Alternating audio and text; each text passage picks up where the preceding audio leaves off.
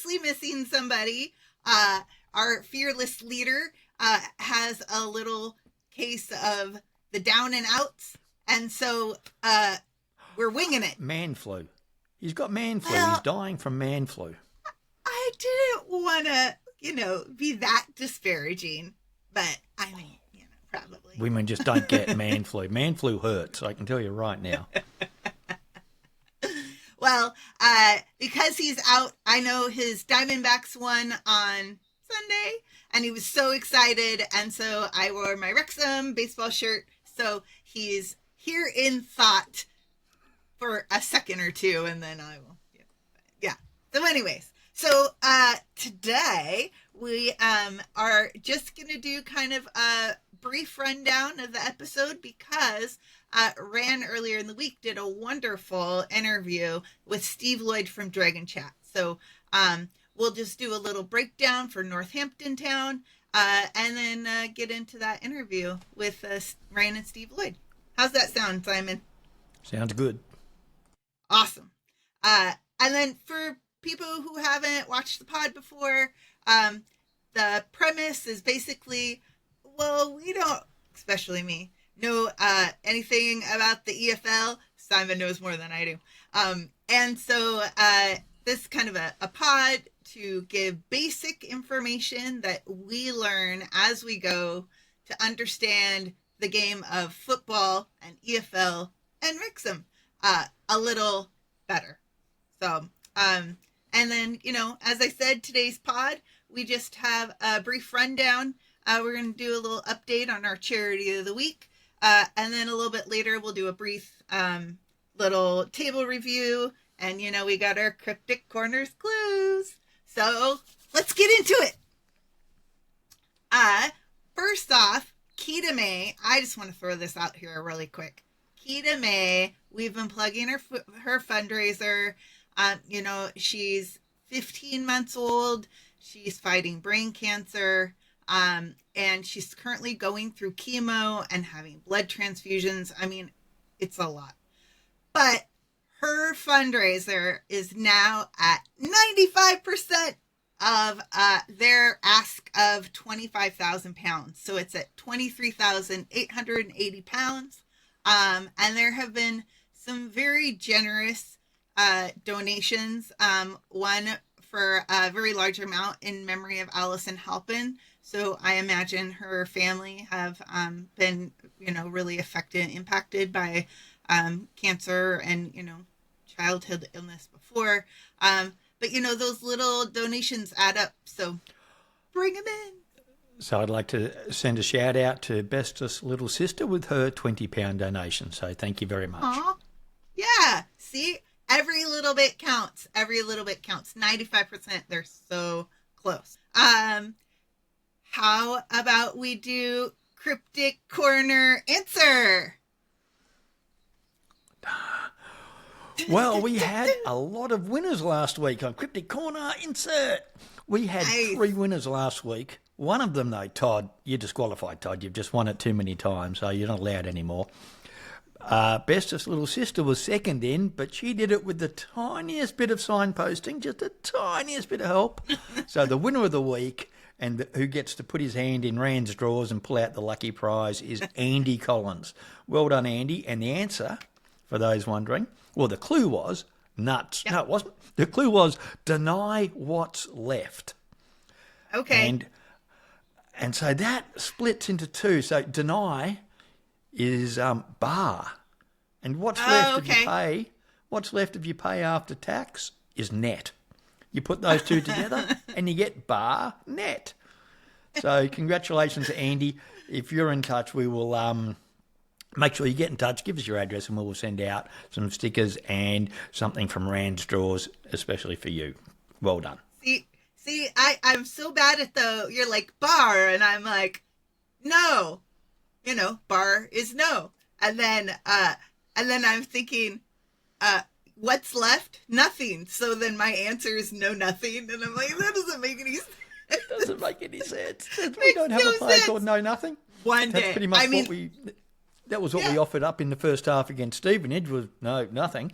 We did a little bit better in the second half, but Is the Yeah, gold yeah. top becoming the new unlucky white? More on that next Oh, I week. hope not. The gold. I like the gold. Yeah. So my goal is to get at least one cryptic clue answer by the end of the season. So, well, why don't we throw it over to Rand's interview from earlier in the week with Steve Lloyd. He's been a guest on the pod before, talking about Dragon Chat. It's a great mental health support group for men in the Wrexham community, and then they've recently And women. Recently this last summer added a group for women too, and they do that at the rescue, the miners rescue. They have a whole room they set up for it, so it's really integrated in the Wrexham community, and I think that's so cool. So Ran, take it away. Steve, how are you doing? Ran, I'm really well, mate. How are you? I'm pretty good. Going through life, I feel like somebody who has won more games than I've lost as of recently. So that's a good feeling to sit on that cloud nine. Anybody that does not know who Steve is, didn't see the last episode and interview with Steve that we did. Steve, would you like to introduce yourself? Yeah, Steve Lloyd, Wrexham fan for 50 years now. I mean, 54 years old, but 50 years a Wrexham fan. And I run Dragon Chat, which is the peer support mental health group for men, but we've got a women's group out there as well. So if anybody wants a safe place to have a chat or even just talk about Wrexham FC, please come along. Men's group on Thursday evening, 7 o'clock UK time. The women's group is on a Monday at 8 o'clock UK time. Everybody welcome. Come along, come and have a chat. Come and chat about Wrexham FC. We love to hear everybody's experiences and stories of what it is and what supporting Wrexham FC is for them as well. And anybody that is not familiar or did not know, our very own Simon, aka Cryptik, he has been joining Dragon Chat, and so he is international. He's from Tasmania, and he enjoys the experience and speaks very highly of it. Steve, I hear that you two have gotten to know each other pretty well. Yeah, through the talk and through the chat, it's been fantastic, and yeah, we're looking forward to welcoming Simon over to Wrexham fairly soon, and going to a game with him amongst other things. I'm sure he'll drag me somewhere to a pub for a pint, or possibly the other way around as well. I don't know, but yeah, we're looking forward to meeting up. It's fantastic to meet up with people in real life as well, on these sort of things. International fans who we've got to know over the years. It's just so wonderful when we meet them in person as well. You feel as though you know them because For you've people that known them aren't for familiar with as long as you've Dragon Chat online. and But it's great when you actually meet oh, them.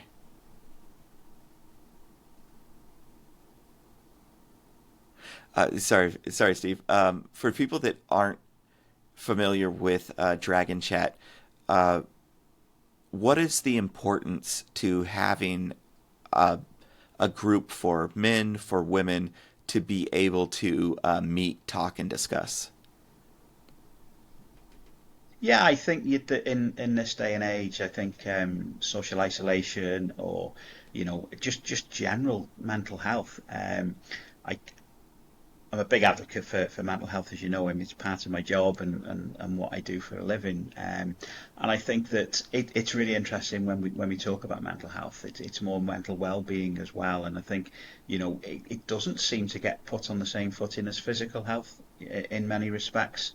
We Mm. all know the importance of being physically healthy and being able to kind of get around and move and the importance of our physical health.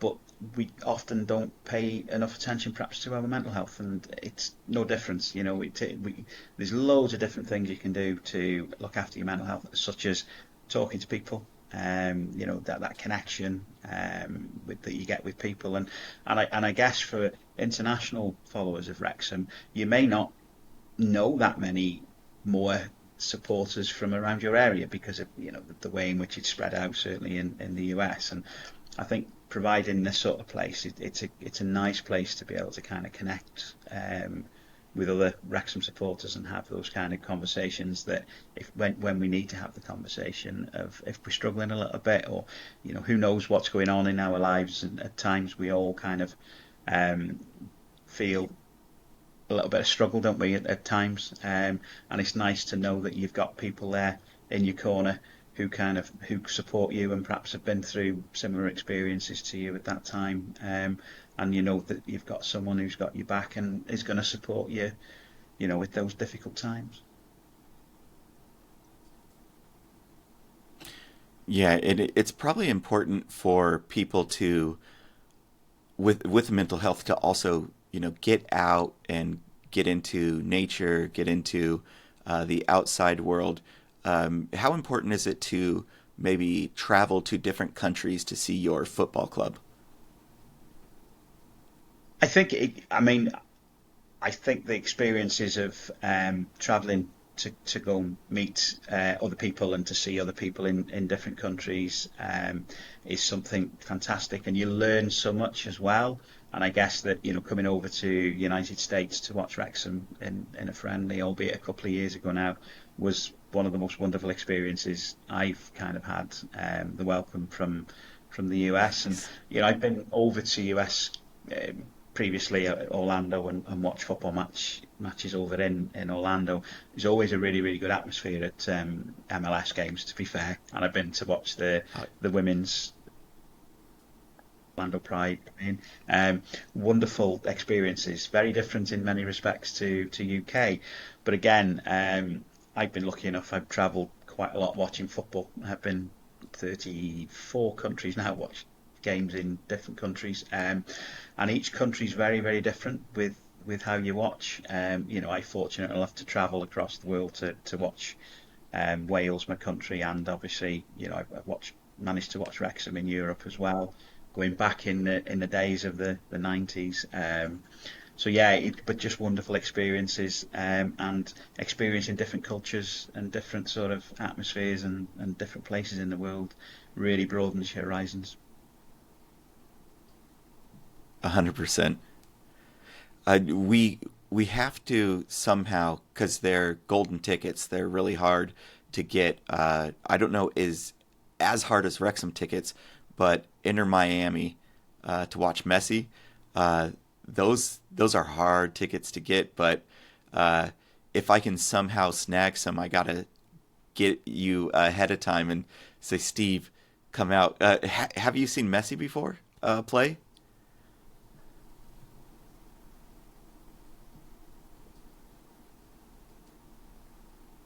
Just lost the sound there. Sorry. I can hear. I can hear you. Did you lose my sound? Yeah, just lost. Oh, okay. I heard you say about Messi, and then it kind of cut out. Sorry. Have you seen Messi play before? No. I was very, very close. I went to watch Argentina against Italy in a friendly at Manchester City's ground, going back, and that was pre-World Cup. Wouldn't have been the last one, the one before, so about 2020. And he'd come on, he was going to come on as sub. He warmed up and run up and down the touchline, and then went back into the substitutes box. So I didn't actually to see him kick a ball, and didn't actually get to see him play. But all the other great players, many over the years, I've seen so many great, players over the years in watching football. But yeah, Messi's one I actually haven't managed to see yet, and he's definitely one I would love to see before he retires. Yeah, and what a nice place to go down to Miami and soak in the culture and the sun and the beach and all that. They have that crystal clear blue water. It'd be absolutely amazing. I have to add that to your list because I've never seen Messi play in person. So I'm like, what better than to go with Steve if we can arrange that somehow in the dream of all dreams. It would be wonderful. Yeah. I don't even know how surreal in Cloud9 I would be watching the GOAT play in person. And I don't know how many years he's going to play. I mean, he'll probably play till he can't, but I don't know when that date is. Yeah, you would think he's probably, got another season after this one, maybe two. He still looks fit. But again, I guess it will depend on if Inter Miami win a lot of things this season, will he sort of say, that's it, I'm going to retire on a high?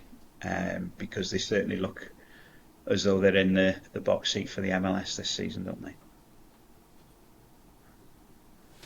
Yeah. I do have to ask you about something that we discussed before, and we didn't dive too deep into it, but where did Back to Square One come from? So the rumours of Back to Square One were from the 1930s.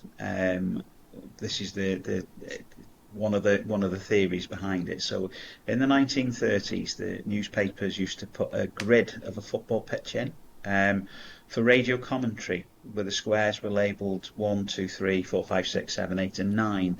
And the talk is that when the commentators were talking, they would use or say, and the ball's been passed back to square one, so that the people listening at home on the radio to the commentary would be able to visualise where the ball was.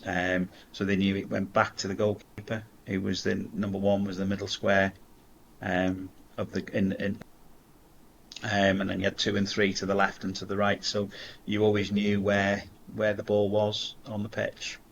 So that is the rumour behind it. Others would say it was from the Snakes and Ladders game, where the big snake went back to square one, but my recollection of Snakes and Ladders, it normally took you down to number 3, didn't it? The big snake, when you used to get up to about 97, it took you down to 3, which was always rather annoying as a young child, because I always seem to get caught out on that one.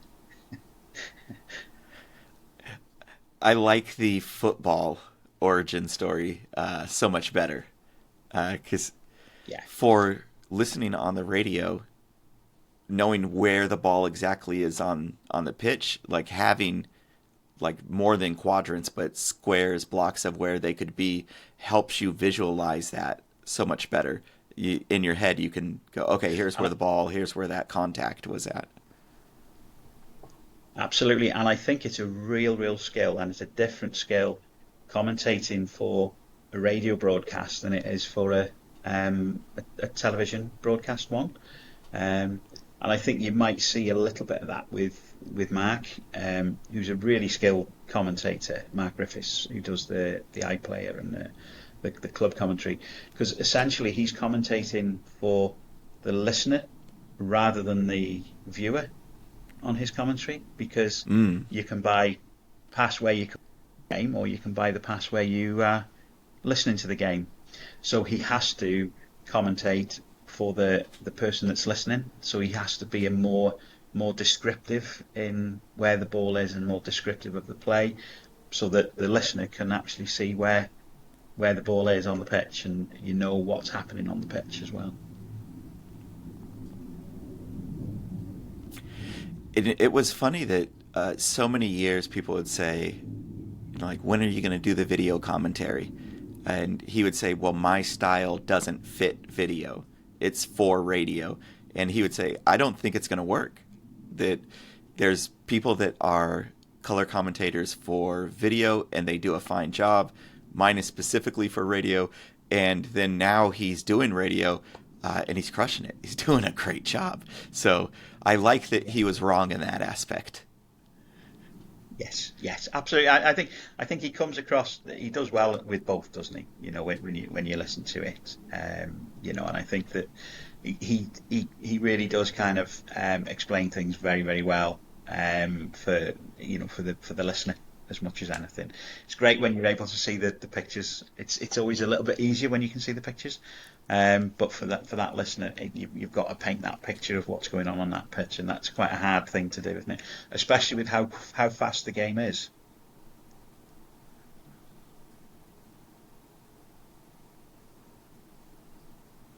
Yeah, and the anybody that may be visually impaired, how great is it to have a televised match that you're still getting good audio description too?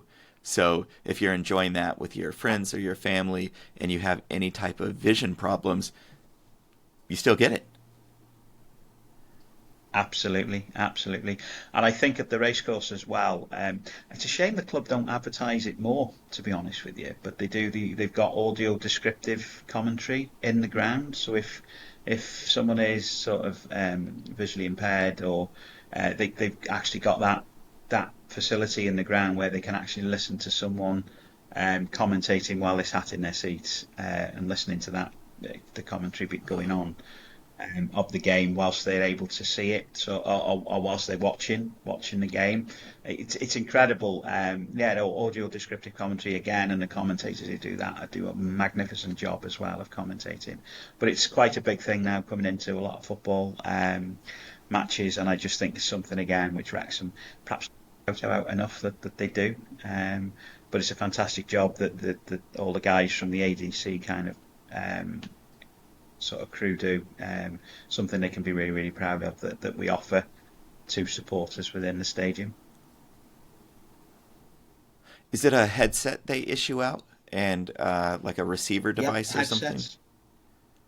Yeah, headsets, receiver. I think you have to bring your own earphones with it, but you Okay. get your box, you get your transmitter, and doesn't matter where you sit in the ground, that will transmit to you. You put your earphones in, and you're able to have that description of the game in front of you whilst you're there at the ground, so it can kind of really help bring it more to life as well, and help you follow the game. So yeah, something really, really fantastic that Wrexham offer, which perhaps doesn't get advertised as much Wow. as what it could do.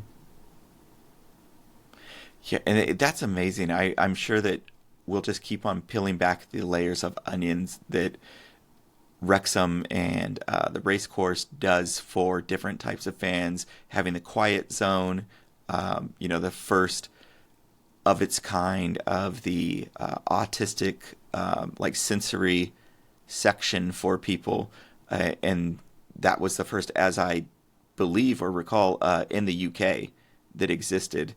And then also having the like visually impaired, the audio descriptive. I mean, it's. I'm sure as the time goes by, I'm just going to find more and more things that they're doing that's amazing. Yeah. And I think that's the thing, with football. I think, the desire is to make it as inclusive for everybody who wants to come along to a game. And I think that's, it's massively important, isn't it? Because it's such a big thing. And even if we're going back a little bit to mental health, that people were perhaps felt unable to go to these sort of events in previous years, but yet now it's, things like the quiet zone, things like ADC, the audio descriptive commentary stuff. It just breaks a barrier down and allows someone to go and watch a game of football. And I can't think of what, the joy that must bring to those people and their families who are there, able to watch those sort of games and experience, what they're experiencing in watching Wrexham, which is fantastic. But and every club around the country that's doing it as well. It's such an important, vital part of that, including everybody in what is the world's biggest game, really, in many respects, isn't it? Yeah. There's the influence of the EFL upon me, and you let me know. I know you are not a psychiatrist, but your mental health expertise behind you. I have been influenced by the EFL, and I found myself watching this past week local baseball team, Arizona Diamondbacks, who are in a playoff hunt right now to get to the postseason. And in the U.S., you intersit with opposing fans in the same section. And so I had a guy that was standing in front of me from the opposing team, the Brewers, and the Brewers, they were crushing us, like just absolutely crushing us, put in 13 runs to 0. And so they were absolutely battering us. And he would stand up because he was an opposing fan, and he would just sit there and then stand and then just keep clapping to rub it in to everybody. And so I couldn't resist it, and I started yelling at him to sit down and like, you're crushing us. Enjoy your victory. Yeah, you don't need to rub it in. And I was like, that's something I wouldn't typically do out, at a game. And I'm like, have I been watching too much EFL? And like, have I've been to EFL games? So should I scale back? What do you think? Is that a fine scenario, or am I getting poisoned? I think it's really difficult, isn't it? Because US sports tend to be really kind of nice, don't they? And it's kind of certain places. Yeah. I know that Philadelphia's always got that reputation, hasn't it? With that for supporters, but it's really strange. But you look at even UK with football. I think whether it's the men's football kind of thing, it's kind of quite tribal, quite patriotic. Both sides. You support your team. You support your team. It can be quite confrontational. Yet when you go and watch Wrexham women's games, everybody's sitting together. Everybody's sat there watching, enjoying the football. You're rooting for your team. You're wanting Wrexham to win, but there doesn't seem that intense rivalry that you get in EFL games, in UK football games, and even if you're playing a team that's 200 miles away, or whether you're playing a team that's your local neighbours and your derby, when we played Shrewsbury recently, it was kind of that you could feel the atmosphere in the ground was really, it went up a level because of the, in hostility, because of who we were playing. Yeah, on Crawley on Saturday, the atmosphere wasn't as it wasn't as good perhaps, or it wasn't as noisy, wasn't as loud, because Crawley brought 300 fans. It was quite a quiet sort of atmosphere in the game as well. So yeah, it certainly, but it adds to it, doesn't it, as well, that atmosphere and that sort of tribal kind of wanting your team to win. But I think it's really important in the stadium, get behind your team, back your team, but then after the game, whether you've won or you lost, you kind of shake hands and walk away, sort of thing, and have a chat with opposing supporters. But yeah, it's hard when your team's losing 13-0 though in a playoff game run as well. Yeah, which are big games, important games, isn't it? And it's a whole season's worth of work, isn't it?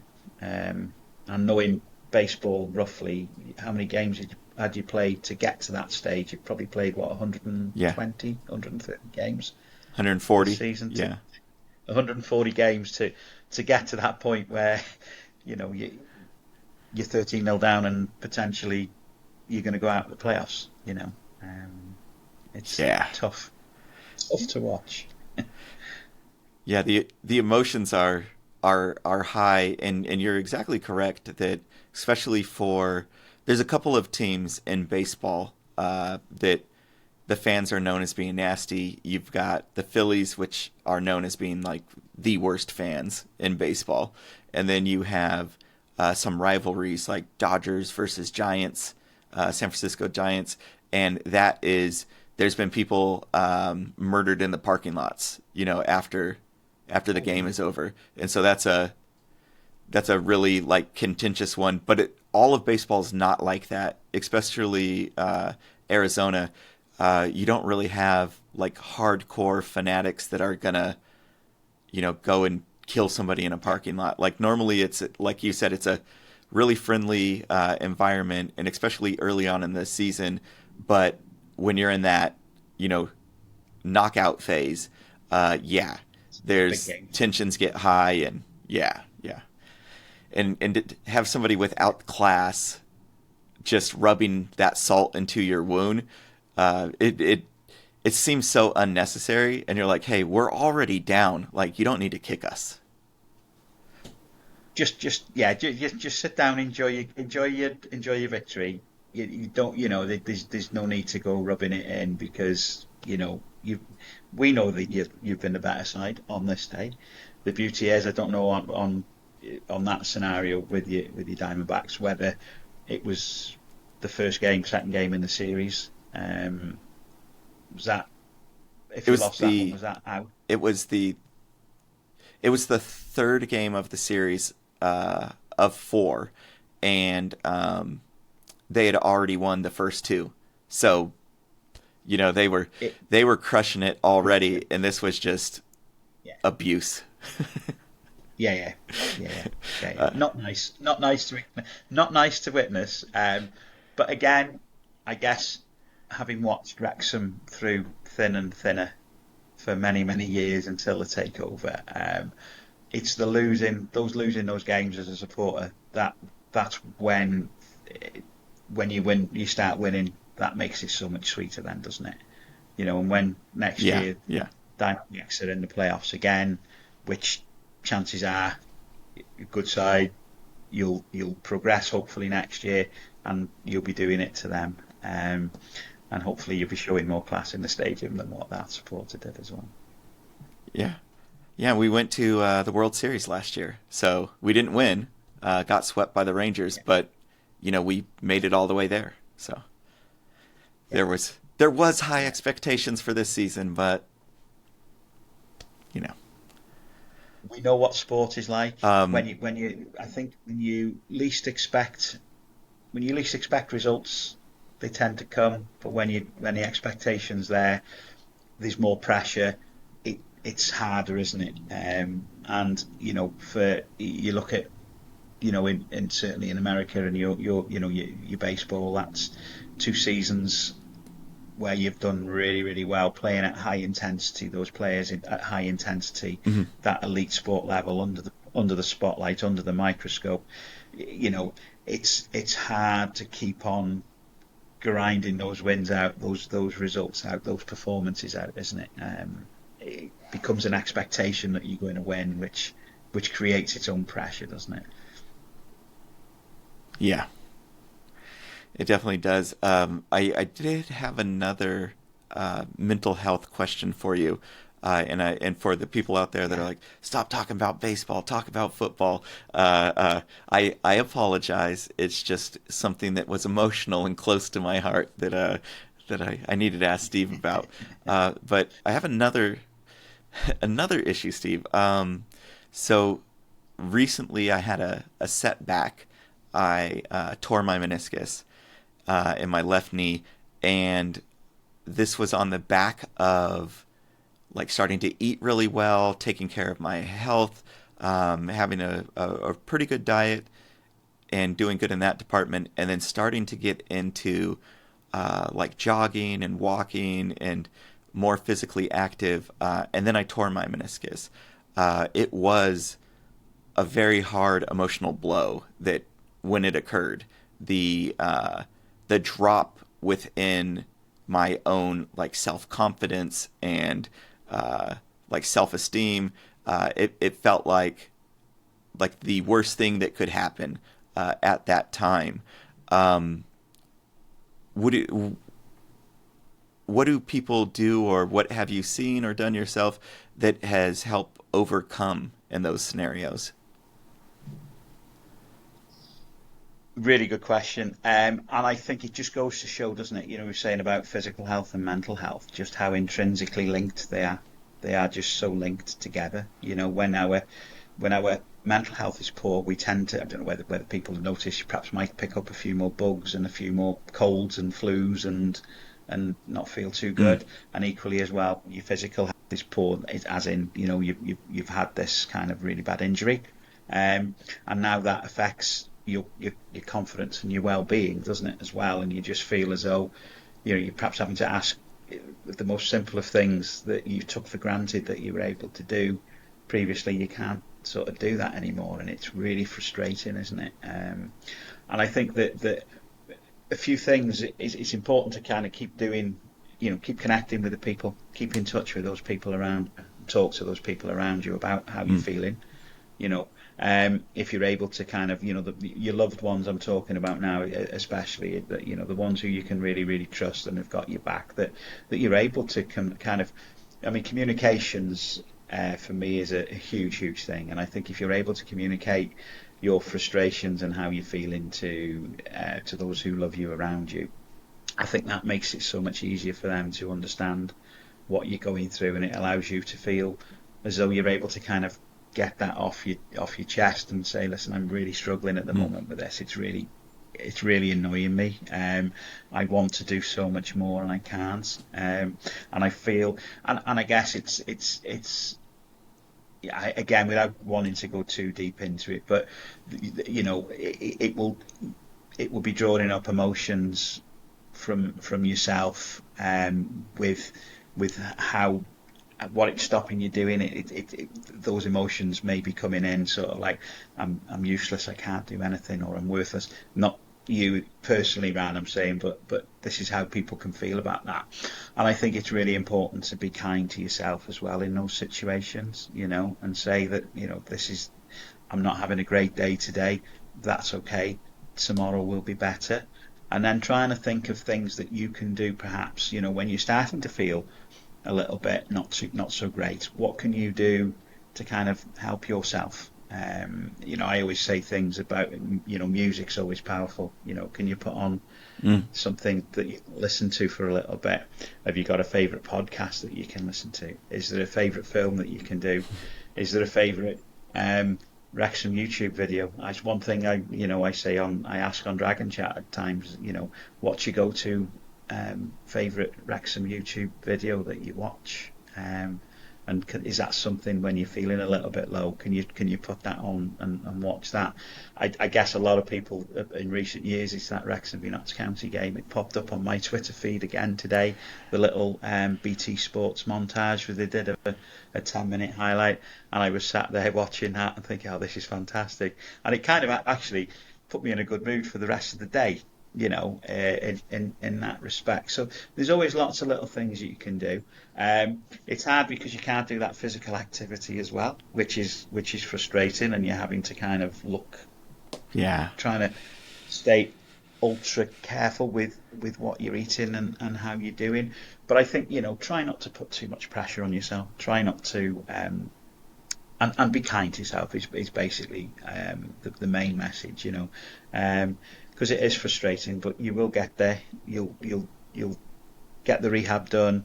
You'll get yourself right and sorted and back to it, and just do it nice and steady, nice and carefully. But again, keep communicating at that time to your loved ones and the people who are closest around you, because they're the ones who love you. They're the ones who know you. And if you're able to communicate how you're feeling to them, be vulnerable. I guess it's okay to be vulnerable. And I certainly think for men, there's this perception that we have to be really, really strong all the time. But you know what? Sometimes it's okay to be vulnerable as well and share that. I think that's really, really important. We don't have to be those martyrs, do we? We are allowed to share our emotions at times as well, and it's a good thing that we're able to do that. It's great advice. That is great to hear and listen to, and put some things not only into my perspective, but remind me of some of those things, because I am at times definitely guilty of the perception of what I was raised to be as a man to be, to have that compartmentalized and don't put your feelings or emotions onto somebody else as a burden, but also realizing that you do need to be able to share with your loved ones, because they're going to feel a part of that process. If you're down, they're going to feel that too. So being able to share that and get through things together.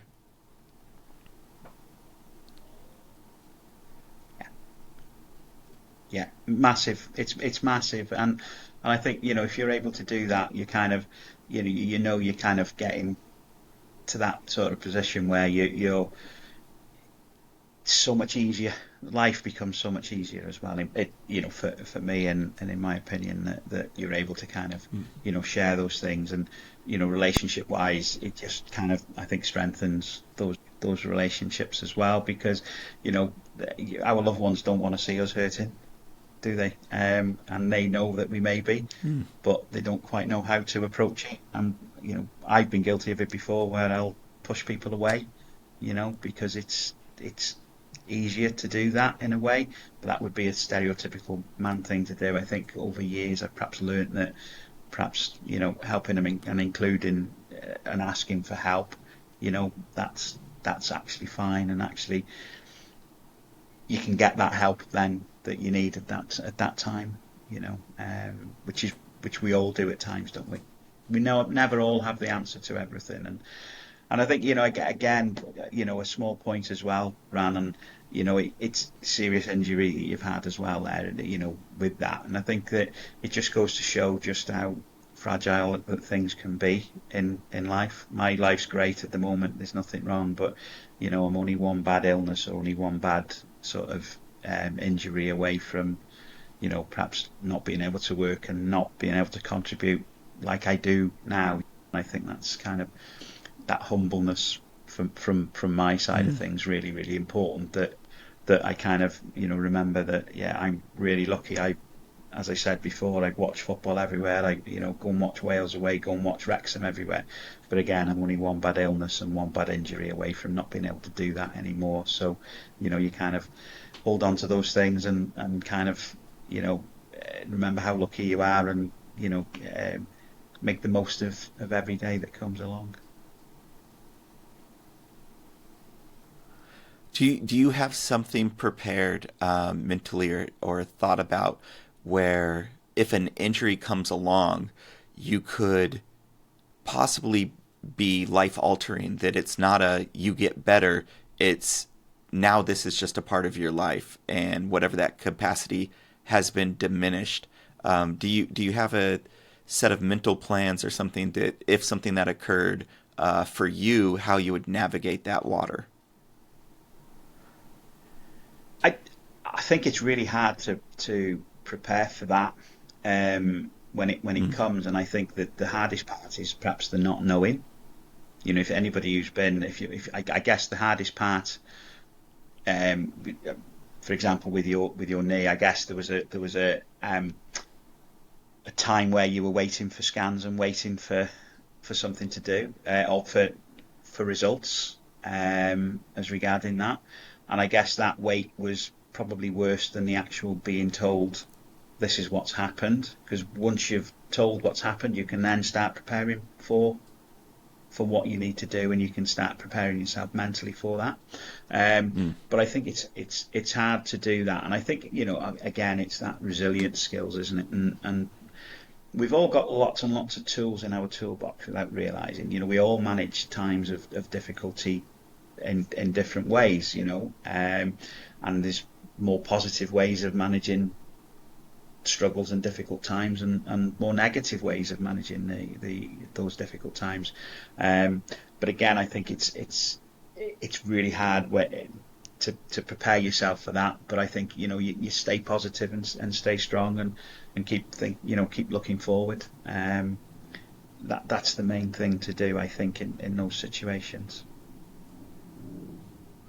Now, I do have to say that my injury was not a great sporting related injury. I was conquered by the beast well known as stairs. and so I was not glorious within some thing that I could say I was doing this tough, incredible feat of athleticism that got me injured. Did you ever have a fun injury like that you had to get over? Yeah, you just cut out then, Ran. Sorry. Oh, which I'll say it again, but just in case part of it drops out. So mine was the stairs that injured me, and not a great football or athletic injury. And so there's a bit of humbling that occurred in there. Have you had an injury like that, and how did you navigate those waters? Yeah, I've had a couple. I guess that come to mind. One, when I was playing cricket, I got hit with a cricket ball on my inside of my thigh, and then we were due to go away on holiday to Acapulco, and sadly got thrombophlebitis and cellulitis the week before I was due to fly, about 2 weeks after. So obviously advised not to fly by the GP, by my doctor. So actually couldn't go on holiday on that one.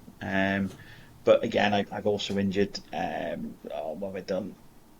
Ankle ligaments playing football, which was horrible because I had to stop playing then for 3 or 4 months with that, and it was really painful when you come back to playing again. The ankle swelling up and such like. So yeah, it was, yeah, and they were tough times because used to love my sport. Playing football and cricket and back over in here, and yeah, fantastic sports, but not being able to play, and having to go and watch and stand on the sidelines when you want to be out on the pitch is not very nice at all.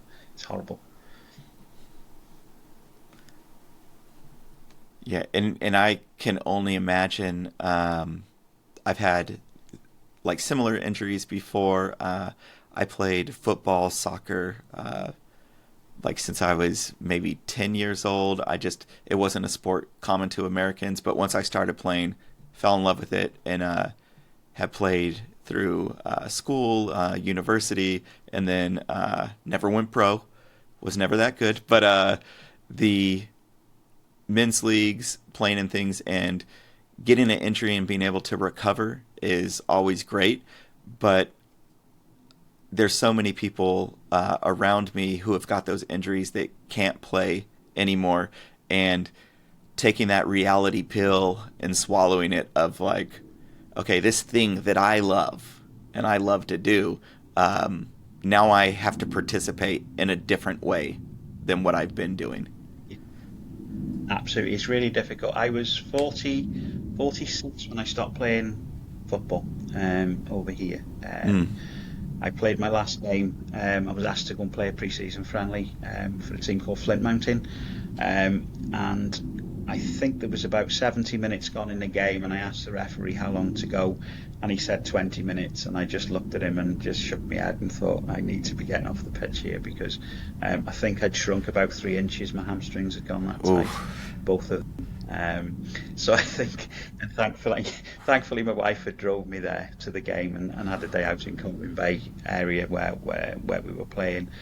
So at least I had to lift back home. But I think a night of cramp, and then after, I think it took me to recover. I think I knew that time to finish was it was the right time for me to finish playing football at that stage.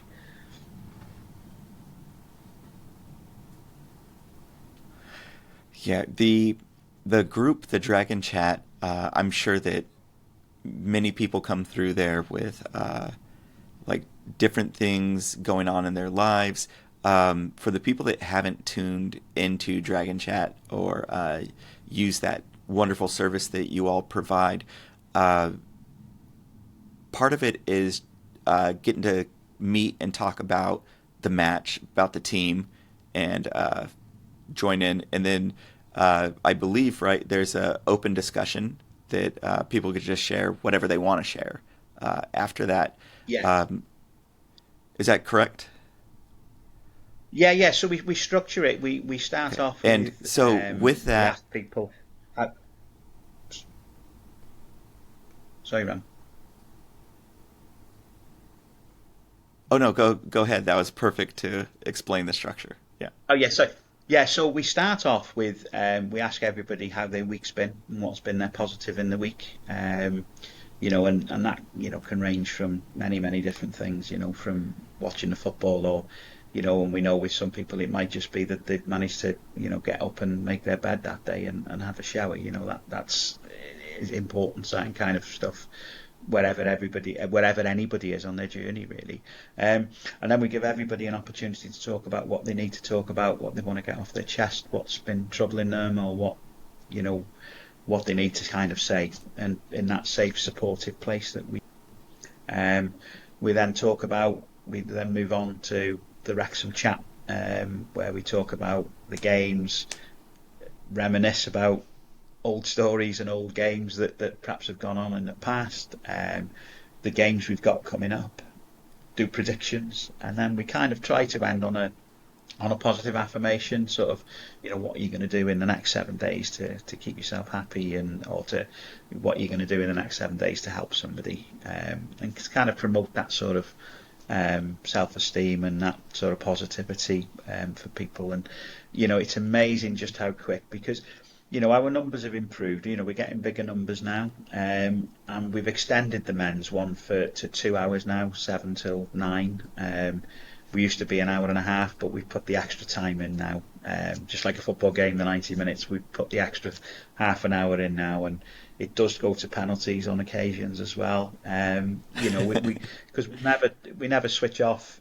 If people are talking, it's really important that if you've provided people with that safe place to talk and open up, that it's really important that we do that football talk at the end, because that's the talk that kind of and where we can have a bit more of a laugh, a bit more of a joke, and that kind of allows anybody who's opened themselves up to talk. It just kind of does that little bit of repair work, because the most important thing about Dragon Chat is everybody who comes on to a call leaves the call either feeling as they were or better than what they were when they come on the call. I mean, I think that's the most important thing that we look to do, really. And it's really important that if you provide a place to allow people to open up and talk about what they need to talk about, that you also make sure that they're in a really good place when they're leaving the meeting. And that's where that football talk comes in, because that's the kind of that repair work from having opened up and allowing themselves to be vulnerable in that respect. That is absolutely beautiful, and reminds me of something my dad said to me recently. And he said when he approaches his interactions with people that he wants to at least leave them where they came into the conversation or interaction with him, and no less than that. If it was better, then great. But if it was just they are the same and they're no worse for the interaction, then he's doing a decent job on Earth. In the spirit of Dragon Chat, absolutely. I would like to ask you, what cool stuff do you have coming up?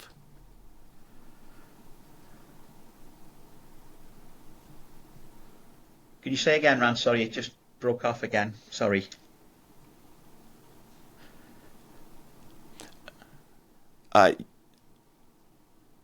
Yeah, no problem. Do you hear me okay now? Yeah, got you now. Yeah. Okay. In the spirit of Dragon Chat, what cool things do you have coming up on the horizon? So I am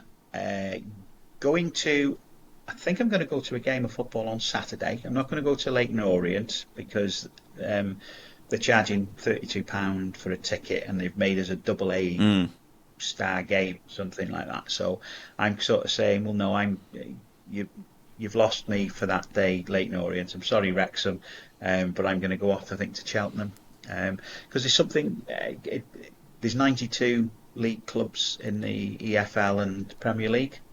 And there's something, over in this country called the 92 Club, or where you try to do all 92 grounds watching football. So I've not been to Cheltenham. I've never managed to get to Cheltenham. So that's my go-to game on Saturday, which will leave me with just 2 more grounds to go to complete the whole 92. So that's going to be Sunderland and Portsmouth. They're the 2 left for me.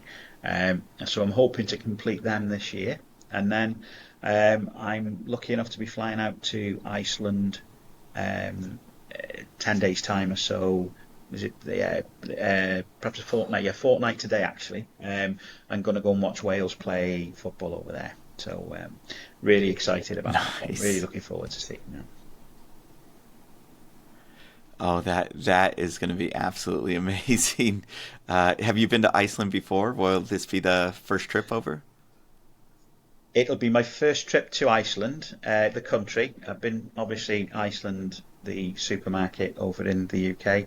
If anybody, they'll get that joke. Sorry, man, it was a really, really bad one. Okay. But it's first time over there. Really, really looking forward to it. Got some trips to do. Going to see the Northern Lights on a boat trip. And might try and do a little bit of whale watching or something out there as well as the Golden Circle, and perhaps going down to the south of the island as well, because we're there for a few days. So really, really excited to see it. New country, and it just looks stunning place. Although I believe it's going to be cold when we go over there. Oh, wow. That sounds amazing. All those cool things that you get to do, and that you only have 2 more clubs to visit to do the whole 92. You are living the dream, sir. You are living all of our dreams right now. I will tell you that. Yeah. I've been lucky enough. I haven't, obviously, I've not seen Wrexham on all of them.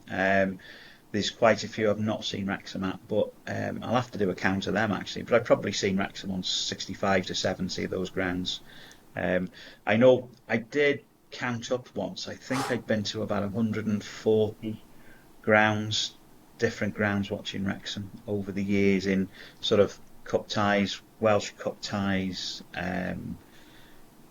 league matches, and because obviously some of the stadiums are not the same stadiums as what they used to be. I've actually seen Wrexham play at 3 stadiums in Brighton, for example, at the Goldstone Ground, at the Withdean, and at the Amex. So for example, so there's many kind of new grounds and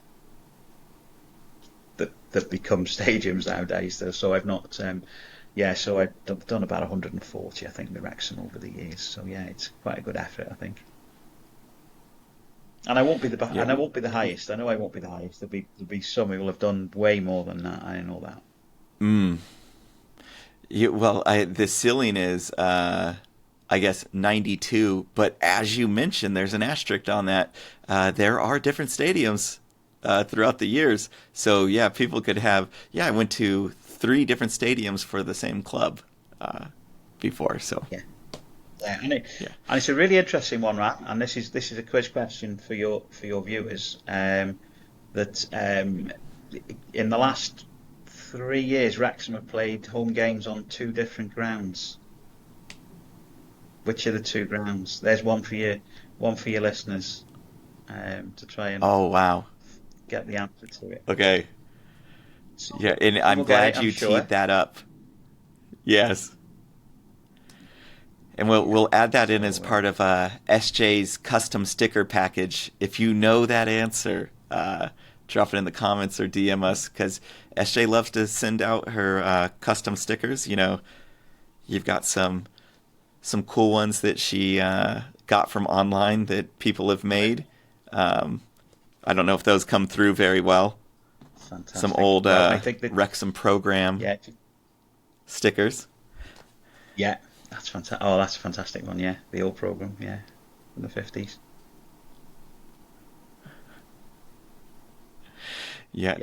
On a final note, just to close it out on. Oh, yeah. For Steve, for the final note to close out on, who's your standout player on Wrexham right now that is really either impressing you or the most improved or any of that criteria?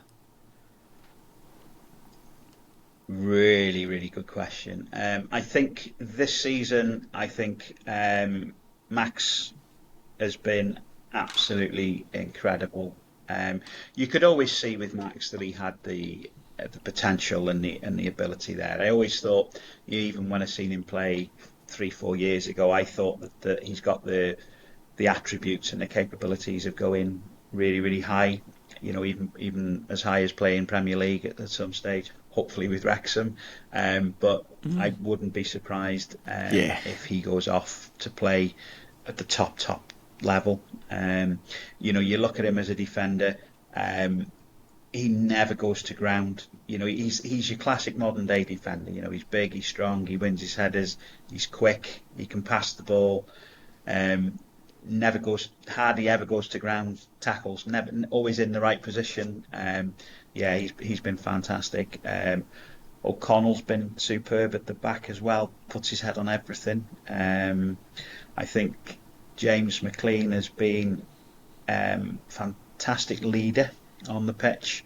The way in which he certainly at Bolton, you could see it there, the way he was getting the players to slow the game down and not get drawn into the emotion of it and try and go too fast.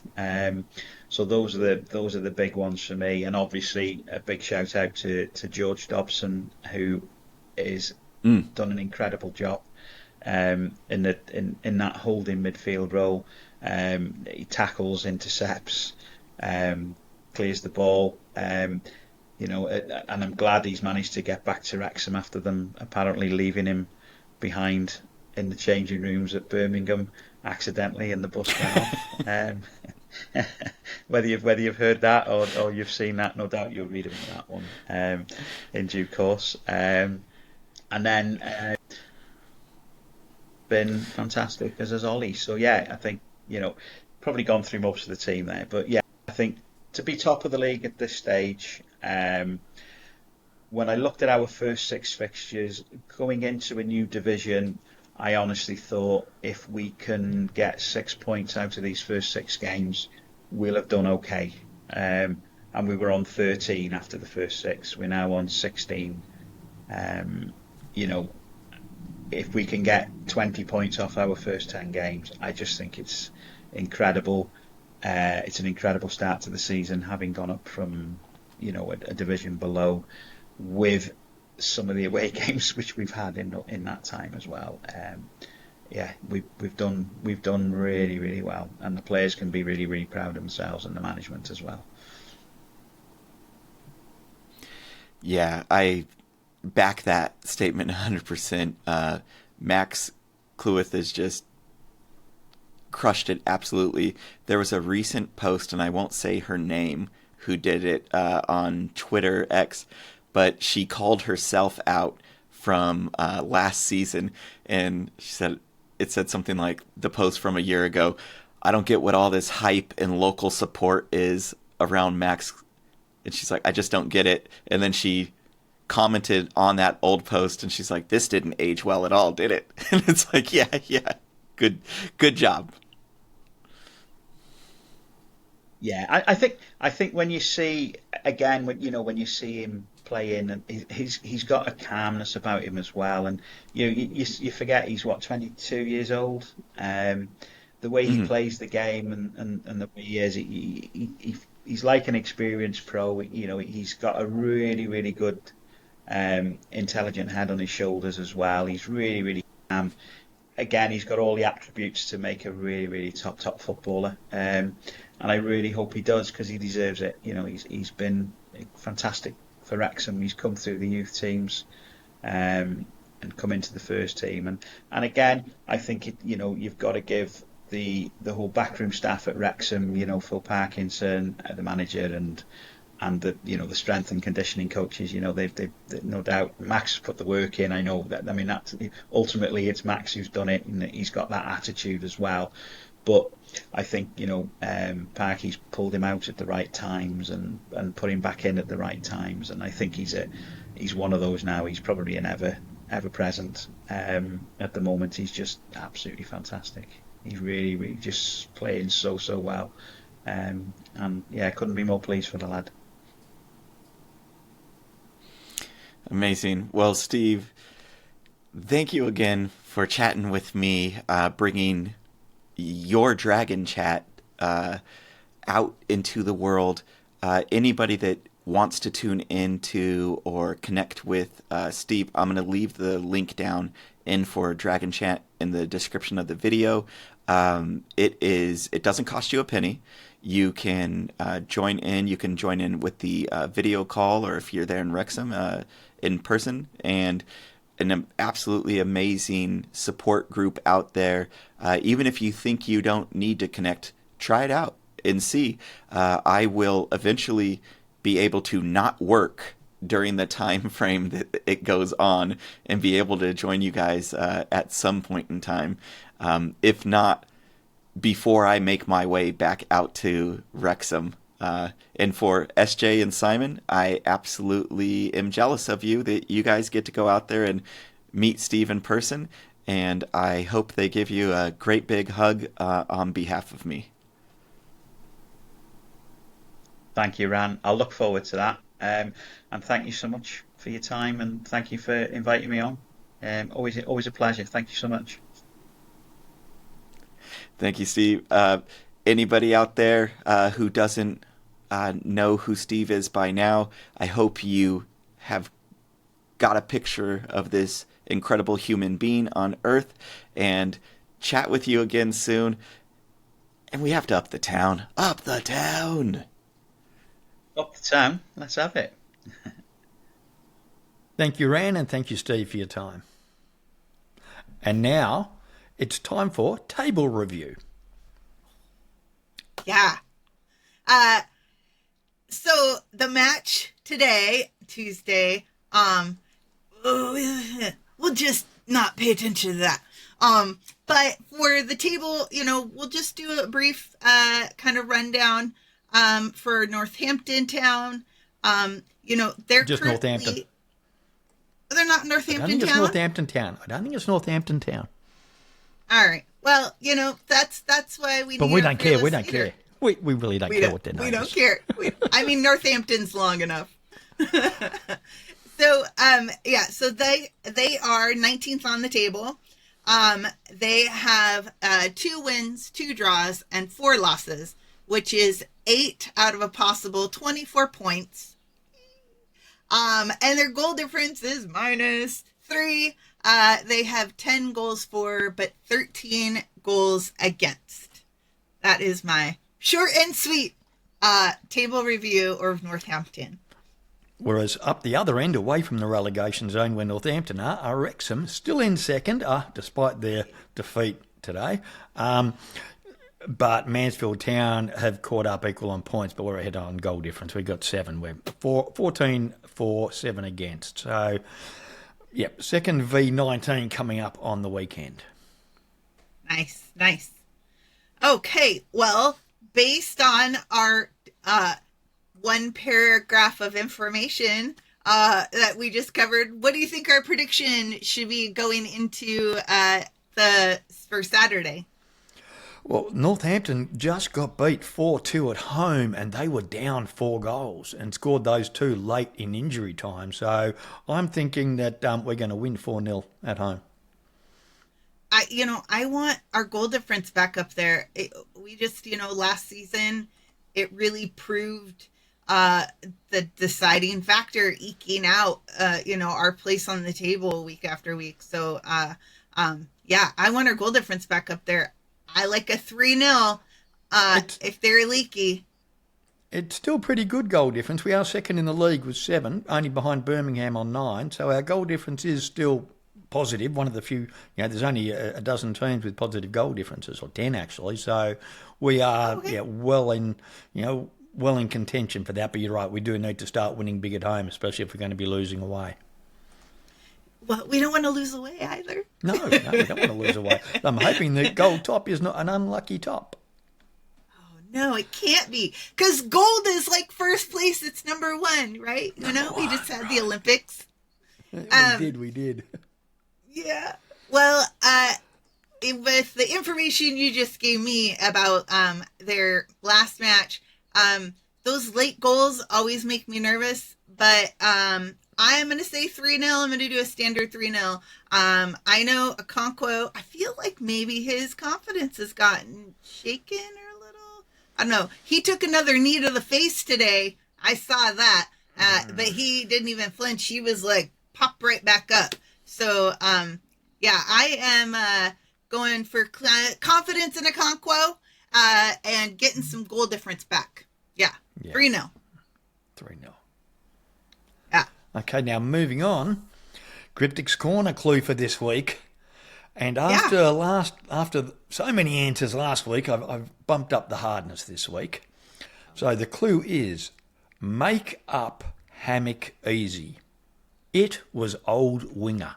Now we'll put that up there because it is a long one. But make up hammock easy. It was old winger. See how you go with that one, especially you, Todd. Even though you're barred from entering, see how you go with that one.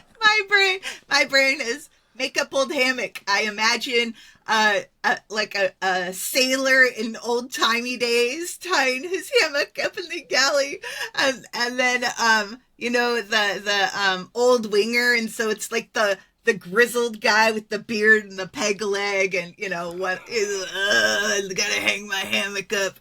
That's my answer. No. Let's see how other people go with that one. They can't do worse than that. Any pen pal news this week, SJ? I have a little bit of pen pal news. I have new stickers coming. Because I am taking in the stickers I have and that I've had through the summer. I'm going to take all those to Wrexham. I'm going to take a few new ones too. Share the sticker love and also, thin the inventory out a little bit so I can get some more. So yeah, if you would like pen pal sticker, I have this cute little tin full of little note cards. You can DM me your address on Twitter or, just pop a comment in. Probably not with your address. But that you want stickers. You don't have to repost the episode, but it's always appreciated. And I will physical snail mail you some awesome Wrexham stickers. Emoji. Yeah. Emoji. Yeah, because this is a super short episode. So yeah, emoji of the week. There can be but one, given there's 6 days until aeroplane takeoff to Wrexham. You've got 2 weeks. I've got 1. We'll see. It'll be so much fun. Aeroplane emoji taken off. Yeah. Yep. On the way. So excited. On the way. Yeah. I think that only leaves up to town. Up to see you next week, town. Up to see you next week, town.